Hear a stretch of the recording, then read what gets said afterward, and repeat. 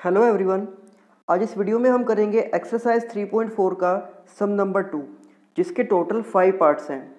तो सम नंबर 2 की स्टेटमेंट है, form the pair of linear equations in the following problems and find their solutions by elimination method. तो जब exercise 3.4 का सम number 1 हमने किया था, उसी में मैंने आपको बताया था एलिमिनेशन मेथड के बारे में। तो अब यहाँ इस सम के जितने भी पार्ट्स होंगे, हम उसमें इक्वेशंस को एलिमिनेशन मेथड का यूज़ करके ही सोल्व करेंगे। तो इसका सबसे पहला पार्ट है, if we add 1 to the numerator and subtract 1 from the denominator, a fraction reduces to 1. It becomes 1/2 if we only add 1 to the denominator. So what is the fraction? आपको याद होगा कि सेम इसी type का सम हमने exercise 3.3 में भी किया था, जहाँ पर फ्रैक्शन से रिलेटेड हमें प्रॉब्लम दी गई थी। तो यहाँ पर हमें दिया गया है कि अगर किसी फ्रैक्शन के न्यूमरेटर में हम 1 को ऐड कर दें और उसके डिनोमिनेटर में से 1 को सब्ट्रैक्ट कर दें, तो सबसे पहले हम फ्रैक्शन का न्यूमरेटर लेट कर सकते हैं x और उसका डिनोमिनेटर हम लेट कर सकते हैं y। तो अकॉर्डिंग टू स्टेटमेंट हमें करना क्या होगा कि न्यूमरेटर में ऐड करना होगा 1 को, तो हम वहाँ पर लिख सकते हैं x + 1, और उसके डिनोमिनेटर में से सब्ट्रैक्ट करना होगा 1 को, यानी कि y - 1।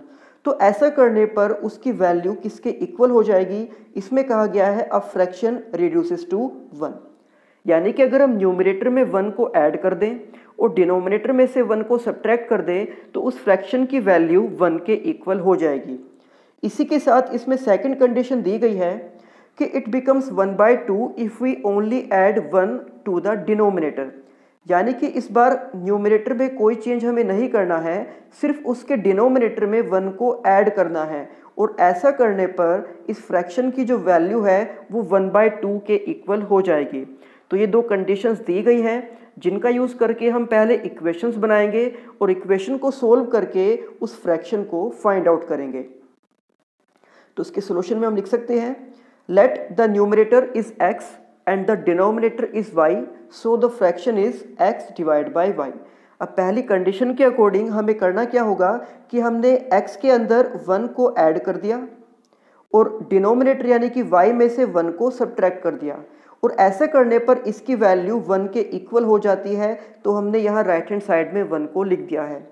अब इसको इक्वेशन की फॉर्म में लाने के लिए हम यहाँ पर y - 1 को इस 1 के मल्टीप्लाई में लेकर जाएंगे, और 1 से मल्टीप्लाई करने पर किसी भी नंबर की वैल्यू में कोई चेंज नहीं आता, इसलिए वो नेक्स्ट स्टेप में भी हम उसको y - 1 ही लिखेंगे। अब इसके बाद जो वेरिएबल्स हैं उनको हम लेकर आएंगे लेफ्ट हैंड साइड में, जैसे कि x already left hand side में ही है, तो इस y को यहाँ लेफ्ट हैंड साइड में हम लेकर आएंगे नेगेटिव में। उसके बाद इस -1 को यहाँ पर एज इट इज़ हमने लिख दिया है, और इस प्लस के 1 को हम राइट हैंड साइड में ले जाएंगे और वहाँ जाकर ये हो जाएगा नेगेटिव। इसके बाद -1 ये हो जाएगा -2। तो इस तरह से हमारे पास फर्स्ट इक्वेशन आ गई है। अब सेकंड कंडीशन के अकॉर्डिंग हमें कहा गया था कि अगर हम डिनोमिनेटर में 1 को ऐड कर देते हैं तो उस फ्रैक्शन की वैल्यू 1/2 हो जाएगी, यानी कि न्यूमरेटर x में कोई चेंज हमें नहीं करना है, सिर्फ उसके डिनोमिनेटर y में ही ऐड करना है 1 को, और उसको हम 1/2 के इक्वल रखेंगे। तो अब यहाँ पर 2 को हम मल्टीप्लाई करेंगे x के साथ और y + 1 को हम मल्टीप्लाई करेंगे 1 के साथ। तो यहाँ पर हमने क्रॉस मल्टीप्लाई किया। उसके बाद जब हम y को लेकर आएंगे लेफ्ट हैंड साइड में, तो ये हो जाएगा नेगेटिव। इस तरह से हमारे पास सेकंड इक्वेशन आ जाएगी 2x - y = 1। अब इन दोनों इक्वेशंस को हमें सोल्व करना होगा एलिमिनेशन मेथड का यूज़ करके। तो एलिमिनेशन मेथड के लिए मैंने आपको बताया था कि कोई भी एक वेरिएबल हम एलिमिनेट करते हैं, यानी कि रिमूव करते हैं, और उसको एलिमिनेट करने के लिए उस वेरिएबल के कोफिशिएंट्स को इक्वल बनाना जरूरी है। हम यहाँ पर देख सकते हैं कि इन दोनों इक्वेशन में जो पहली इक्वेशन है उसमें x का कोफिशिएंट 1 है, जबकि सेकंड इक्वेशन में x का कोफिशिएंट 2 है, यानी कि x के कोफिशिएंट सेम नहीं है। अगर इनको सेम बनाना है तो हम क्या कर सकते हैं कि हम फर्स्ट इक्वेशन को मल्टीप्लाई कर सकते हैं 2 से। जब हम 2 से इसको मल्टीप्लाई करेंगे तो ये 2x हो जाएगा। तो इस तरह से दोनों इक्वेशन में x के कोफिशिएंट इक्वल हो जाएंगे। लेकिन अगर हम यहाँ दोनों इक्वेशन में y के कोफिशिएंट्स को देखें तो फर्स्ट इक्वेशन में y का कोफिशिएंट है -1 और सेकंड इक्वेशन में भी y का कोफिशिएंट -1 ही है, यानी कि दोनों इक्वेशन में जो y के कोफिशिएंट है वो इक्वल हैं, तो हम यहाँ पर y को ही एलिमिनेट कर सकते हैं।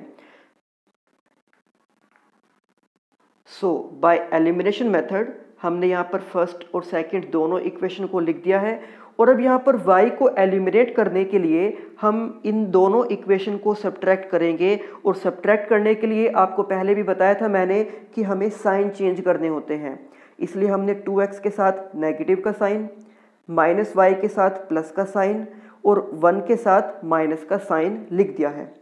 और यहाँ पर हम y को एलिमिनेट इसलिए कर रहे हैं क्योंकि y के जो कोफिशिएंट हैं वो ऑलरेडी इक्वल हैं, इसलिए यहाँ पर y ईजिली एलिमिनेट हो जाएगा। लेकिन अगर हम x को एलिमिनेट करना चाहें तो पहले इक्वेशन 1 को हम 2 से मल्टीप्लाई करेंगे, उसके बाद जो इक्वेशन आएगी तब हम उन दोनों इक्वेशन को सब्ट्रैक्ट करके x को एलिमिनेट कर सकते हैं। तो एलिमिनेशन मेथड में ये चॉइस हमारे पास है कि या तो हम वहाँ से x को एलिमिनेट कर सकते हैं या फिर हम वहाँ से y को भी एलिमिनेट कर सकते हैं। तो इस सम के सोल्यूशन में हम यहाँ पर एलिमिनेट कर रहे हैं y को। तो इनको सब्ट्रैक्ट करने के लिए हम देख सकते हैं यहाँ पर कि x पॉजिटिव में है और ये 2x नेगेटिव में है। सो x - 2x, जब छोटे में से बड़े नंबर को सब्ट्रैक्ट किया जाएगा तो यहाँ पर आंसर आ जाएगा -x, जिसको हमने यहाँ पर लिख दिया है। उसके बाद y के लिए एक y नेगेटिव है और दूसरा y साइन चेंज होने के बाद पॉजिटिव हो गया था, तो यानी कि ये दोनों टर्म एक दूसरे से कैंसिल हो जाएंगे। तो इस तरह से यहाँ से y एलिमिनेट हो गया है। उसके बाद -2 एंड -1, तो ये दोनों कंबाइन होके बन जाएंगे -3। इसके बाद हम दोनों साइड नेगेटिव से नेगेटिव को कैंसिल कर सकते हैं और हमारे पास x की वैल्यू आ जाएगी 3। अब इस x की वैल्यू को हम इक्वेशन 1 या 2 किसी में भी पुट कर सकते हैं। तो चलिए इसको हम पुट कर रहे हैं इक्वेशन नंबर 1 में। अब इक्वेशन 1 में x की जगह पर 3 पुट करने के बाद जो बाकी टर्म्स थी वो एज इट इज हमने लिख दी है। उसके बाद इस 3 को हम ले जाएंगे राइट हैंड साइड में और वहाँ जाकर ये माइनस का हो जाएगा। फिर उसके बाद -2 एंड -3 इज -5। अब क्योंकि यहाँ इस स्टेप में दोनों साइड नेगेटिव का साइन है तो माइनस से माइनस कैंसिल हो जाएगा और हमारे पास यहाँ y की वैल्यू आ जाएगी 5। तो इस तरह से हम कह सकते हैं कि इस सम का जो आंसर है उसमें x की वैल्यू 3 है और y की वैल्यू 5 है। अब x हमने माना था न्यूमरेटर को, so we can say hence numerator is 3 and y हमने माना था डिनोमिनेटर को, सो डिनोमिनेटर इज 5। तो यहाँ पर हमारे पास फ्रैक्शन आ जाएगा 3/5। इसके बाद इसी सम का सेकंड पार्ट, तो इसकी स्टेटमेंट है 5 years ago Noori was thrice as old as Sonu. 10 years later Noori will be twice as old as Sonu. So how old are Noori and Sonu? तो इस तरह के एजेस वाले जो सम है वो हम 2 सम पहले भी कर चुके हैं। एक हमने किया था एक्सरसाइज 3.1 में और एक हमने किया था एक्सरसाइज 3.3 में। तो अब हम देख सकते हैं जैसे कि यहाँ पर 2 पर्सन है नूरी एंड सोनू, तो हम किसी एक की एज को लेट कर लेंगे x और दूसरे की एज को हम लेट कर लेंगे y। तो हम लिख सकते हैं यहाँ पर कि let present age of Noori is x and present age of Sonu is y। तो जो पहली कंडीशन है वो हमें दी गई है यहाँ पर 5 years ago, यानी कि 5 साल पहले की। तो अगर 5 साल पहले की एज हमें निकालनी है तो हम x में से भी 5 को माइनस कर देंगे और हम y में से भी 5 को माइनस कर देंगे। इस तरह से ये उनकी 5 साल पहले की एज आ जाएगी। So age of Noori x-5 and age of Sonu is y-5। और उस टाइम पर इन दोनों की एज में रिलेशन क्या था कि Noori was thrice as old as Sonu, यानी कि उस टाइम पर नूरी की एज यानी कि x-5 सोनू की एज के थ्राइस मीन्स 3 टाइम्स के इक्वल थी। तो यहाँ पर इक्वेशन बनाने के लिए हम इस x-5 को इक्वल लिख देंगे 3 into y-5 के।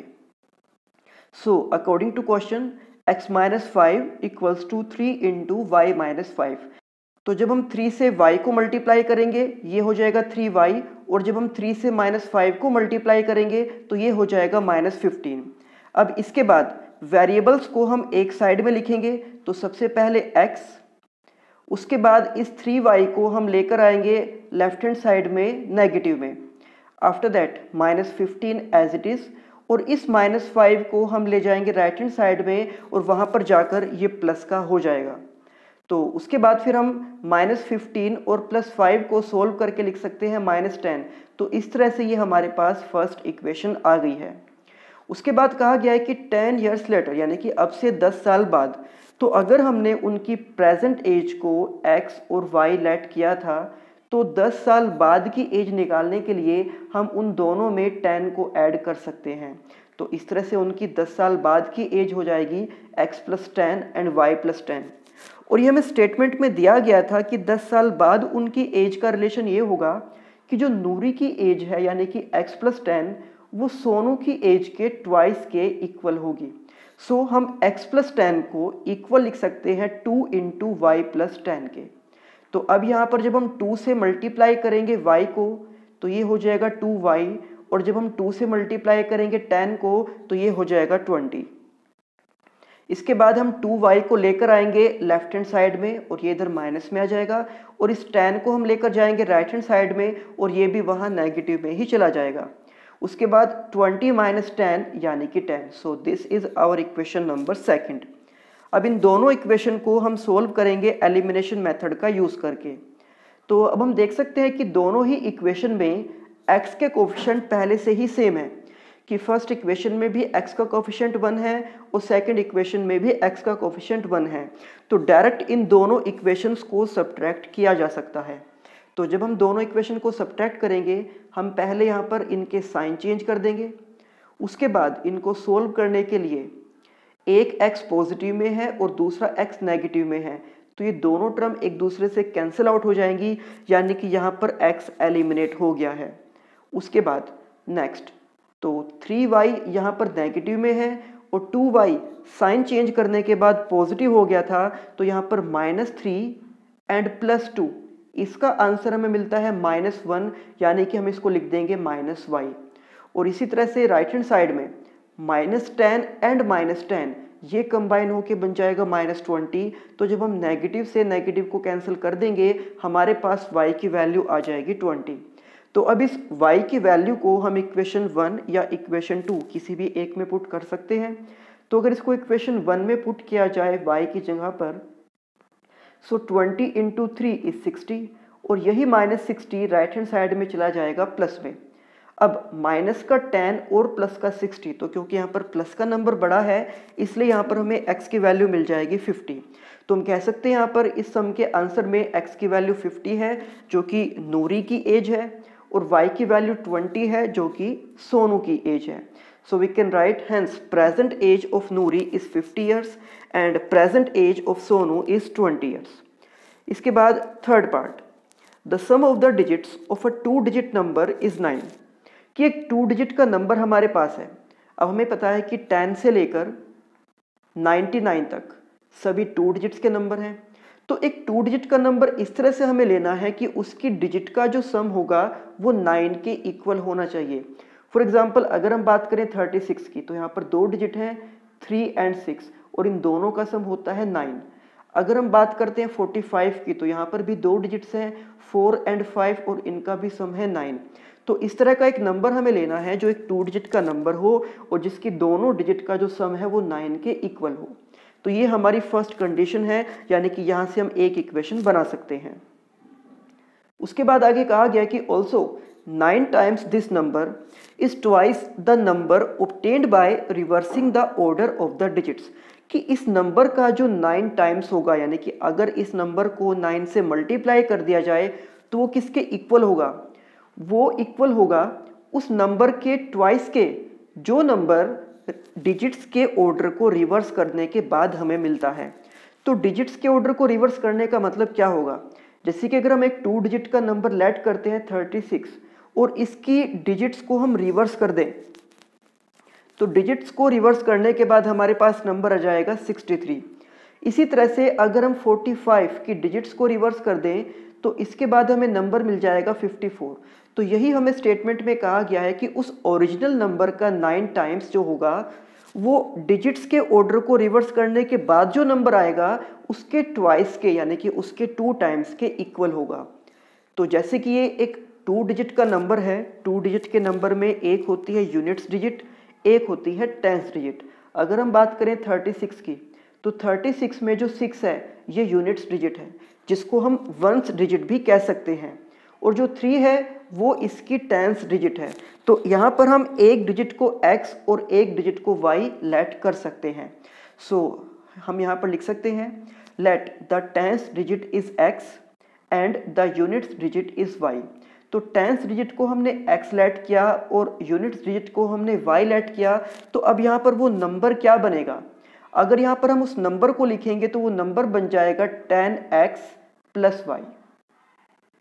सो the number is 10x plus y. अब इस पॉइंट को समझिए कि हमने यहाँ पर 10x प्लस वाई कैसे लिखा। मानकर चलिए अगर हम 36 को एक्सपेंड करना चाहें, यहाँ पर 6 यूनिट्स डिजिट है और 3 टेंस डिजिट है। अगर हम इसको एक्सपेंड करना चाहें तो 36 को एक्सपेंड करके हम लिख सकते हैं 30 प्लस 6, और अगर इसको और भी एक्सपेंड हम करना चाहें तो 30 को हम लिख सकते हैं 30 multiply 10 and plus 6।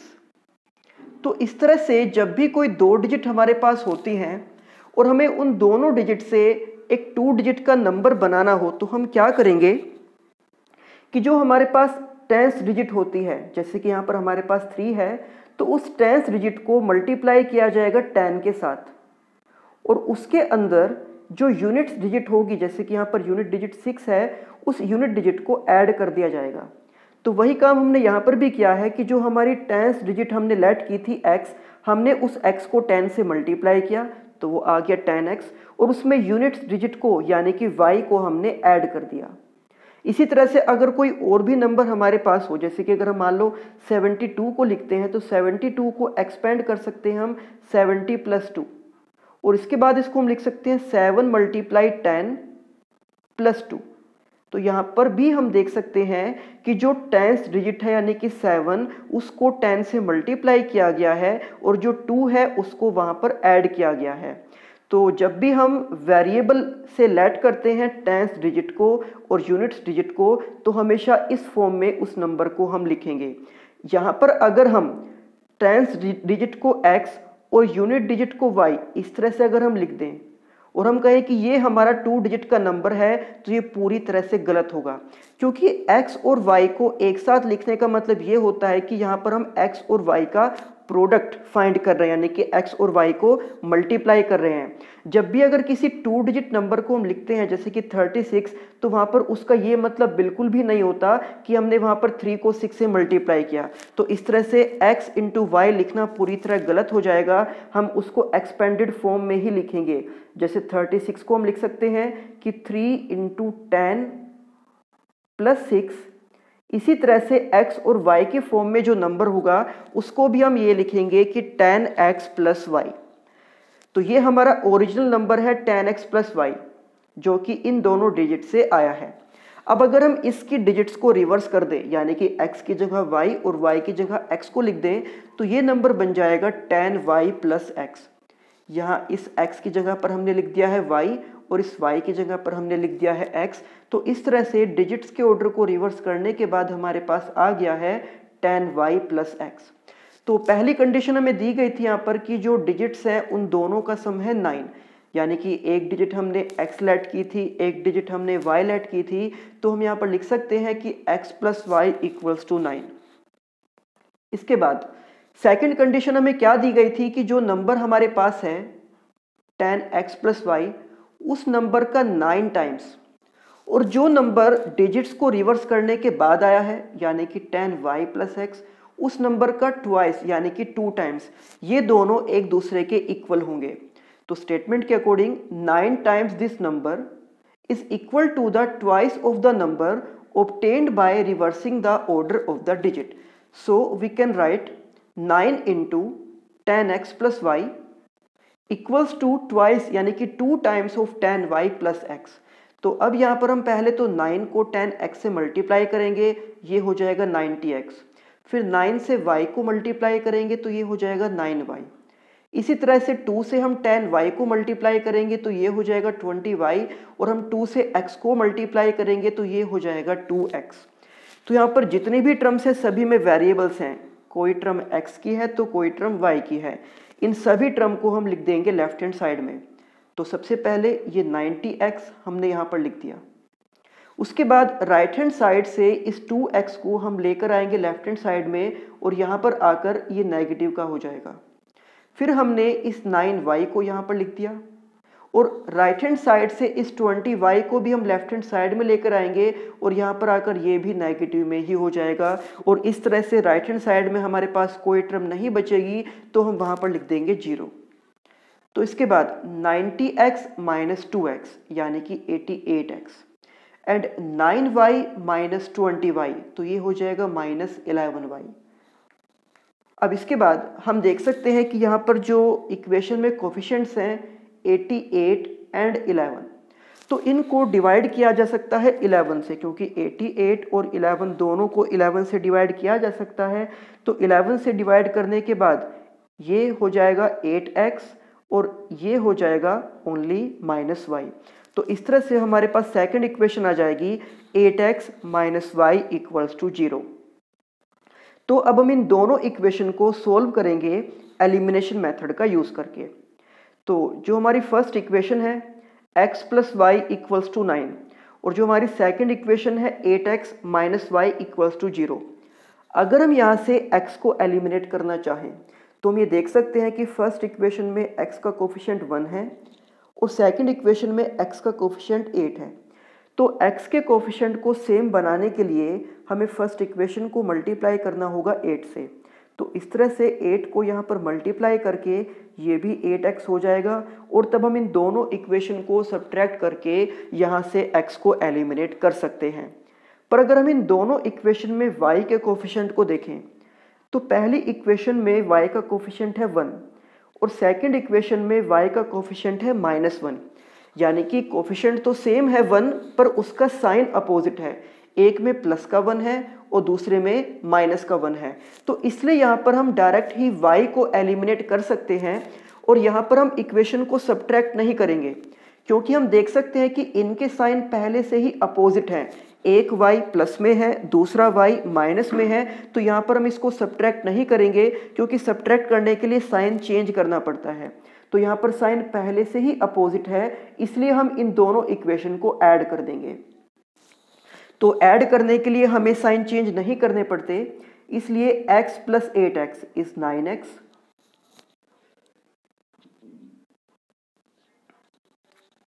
And y minus y, तो यहाँ पर एक y प्लस में है और एक y माइनस में है, तो ये यहाँ से एलिमिनेट हो जाएगा।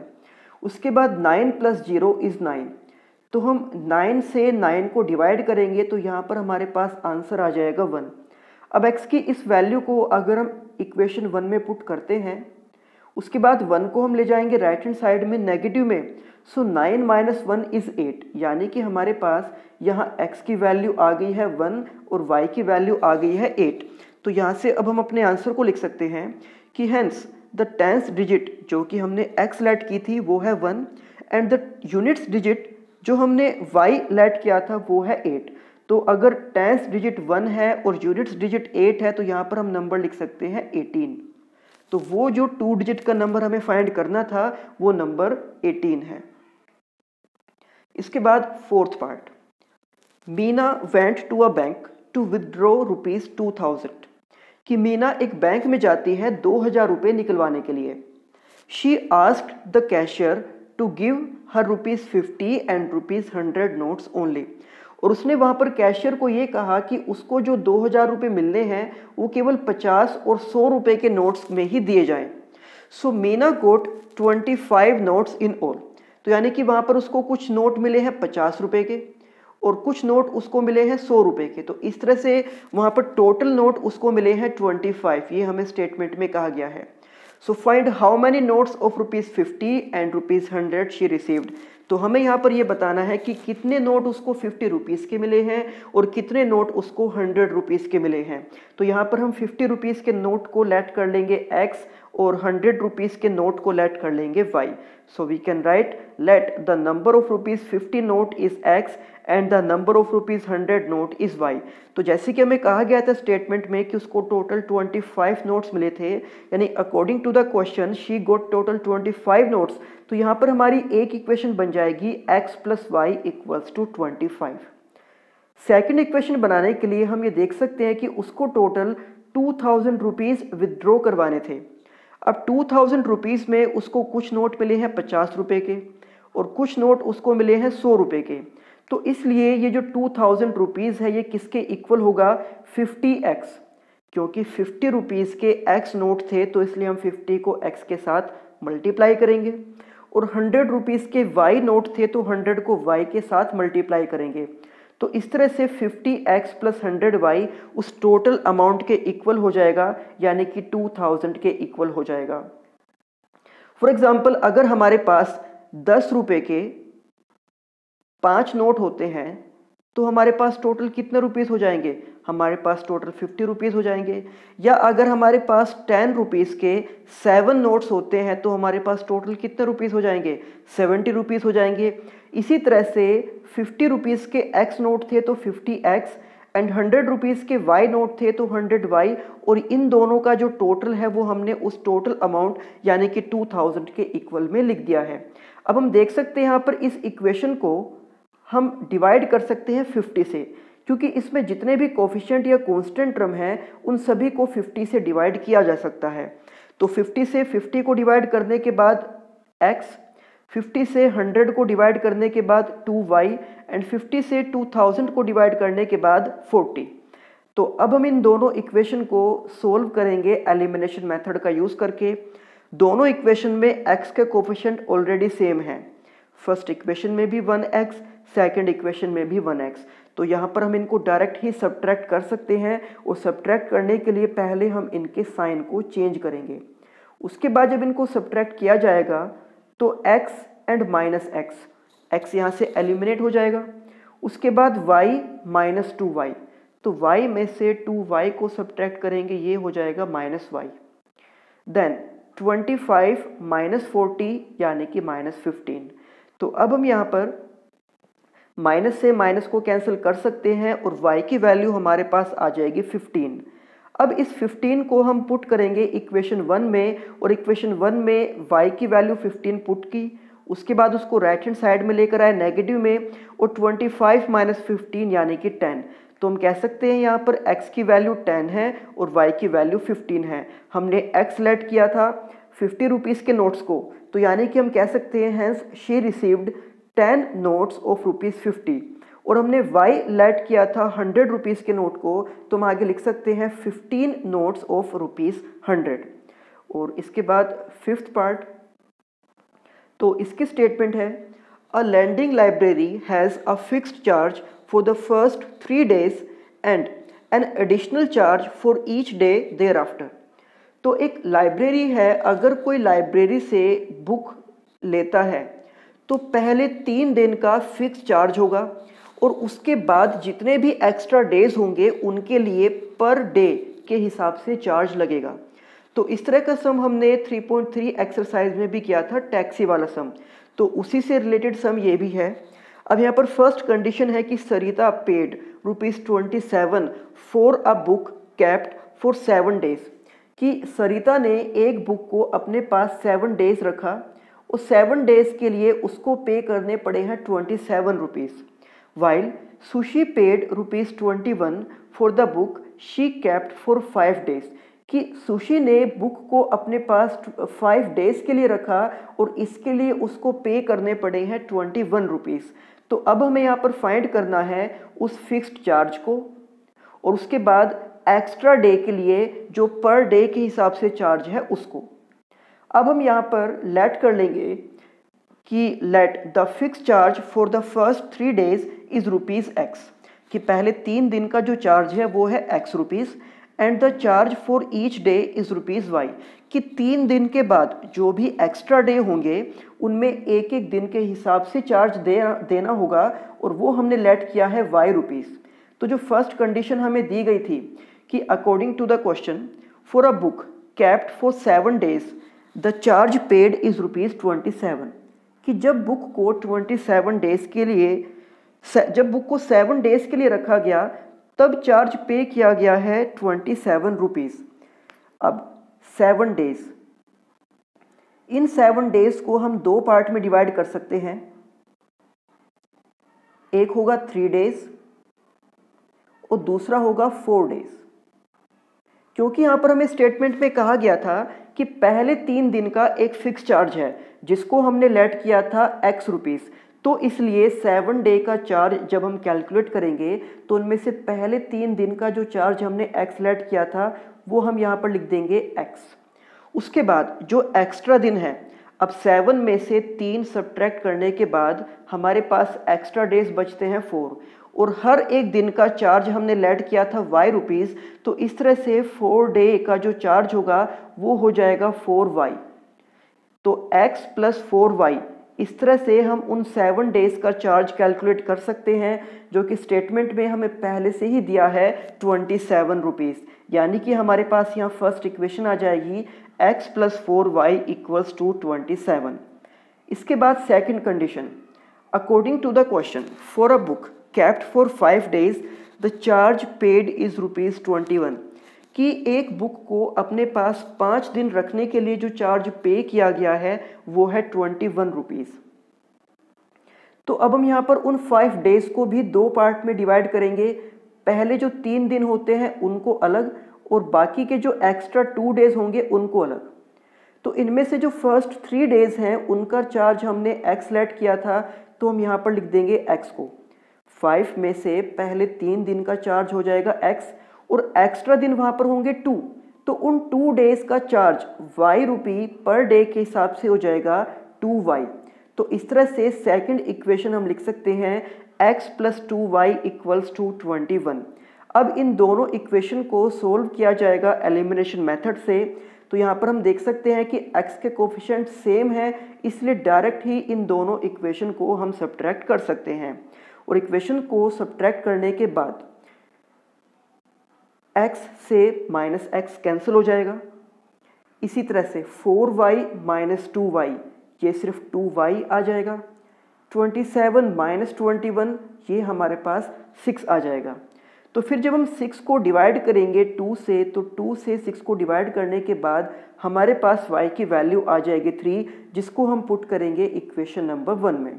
तो इक्वेशन 1 में y की वैल्यू को हमने पुट किया और 3 से मल्टीप्लाई किया 4 को, देन 4 3 जा 12 और इस 12 को हम लेकर आए हैं राइट हैंड साइड में नेगेटिव में। So x equals to 27 minus 12 equals to 15, यानी कि यहाँ इस सम में x की वैल्यू है 15 और y की वैल्यू है 3। तो x हमने लेट किया था उन फर्स्ट 3 डेज के फिक्स चार्ज को।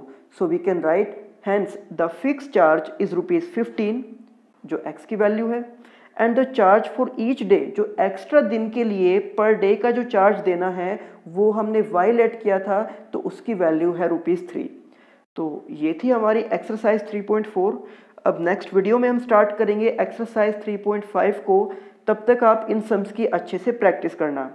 तो मिलते हैं आपसे नेक्स्ट वीडियो में। Thank you.